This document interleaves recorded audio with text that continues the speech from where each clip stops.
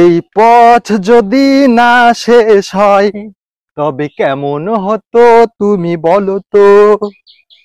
আসলে বিশাল পথ, আমার নিজ বাড়ি থেকে প্রায় 100 মিটার রাস্তা। ভয়ঙ্কর পথ যা দেখতে পাচ্ছেন আপনারা।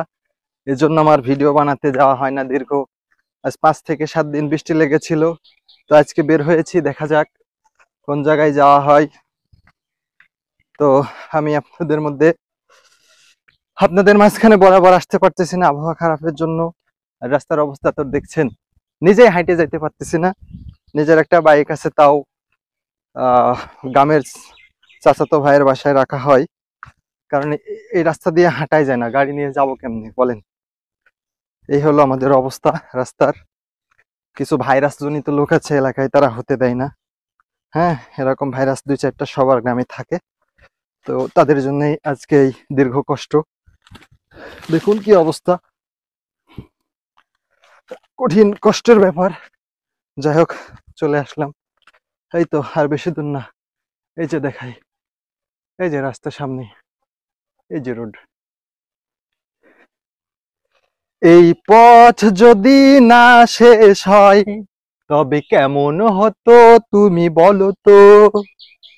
আসলে বিশাল পথ, আমার নিজ বাড়ি থেকে প্রায় 100 মিটার রাস্তা। ভয়ঙ্কর পথ যা দেখতে পাচ্ছেন আপনারা। এজন্য আমার ভিডিও বানাতে যাওয়া হয় না দীর্ঘ আজ 5 থেকে 7 দিন বৃষ্টি লেগেছিল। তো আজকে বের হয়েছি, দেখা যাক কোন জায়গায় যাওয়া হয়। তো আমি আপনাদের মাঝখানে বরাবর আসতে পারতেছি না আবহাওয়া খারাপের জন্য। আর রাস্তার অবস্থা তো দেখছেন, নিজেই হাইটে যাইতে পারতেছি না। নিজের একটা বাইক আছে, তাও গ্রামের চাচাতো ভাইয়ের বাসায় রাখা হয়, কারণ এই রাস্তা দিয়ে হাঁটাই যায় না, গাড়ি নিয়ে যাব কেমনি বলেন। এই হলো আমাদের অবস্থা রাস্তার। কিছু ভাইরাস জনিত লোক আছে এলাকায়, তারা হতে দেয় না। হ্যাঁ, এরকম ভাইরাস 2-4টা সবার গ্রামে থাকে। তো তাদের জন্যই আজকে এই দীর্ঘ কষ্ট। দেখুন কি অবস্থা, কঠিন কষ্টের ব্যাপার। যাই হোক, চলে আসলাম।